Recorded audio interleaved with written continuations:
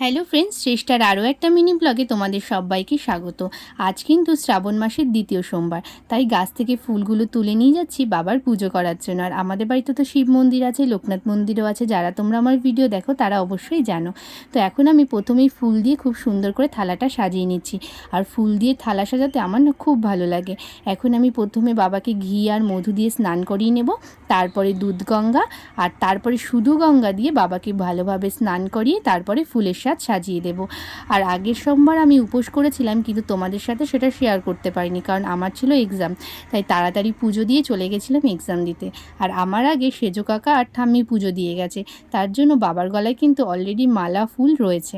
আর এবার আবার ছোটো কাকিও পুজো করছে। আর আজকে আবার কাকা একটা নতুন পাথর প্রতিষ্ঠা করলো, কারণ কাকা গেছিল ঘুরতে, তো সেখান থেকে নর্মদা নদী থেকে এই পাথর নিয়ে এসেছিল। তো সেই পাথরই আজ প্রতিষ্ঠা করলো। আর নেক্সট পার্টে তোমাদের সাথে শেয়ার করব পুজোর পরে কী কী হলো।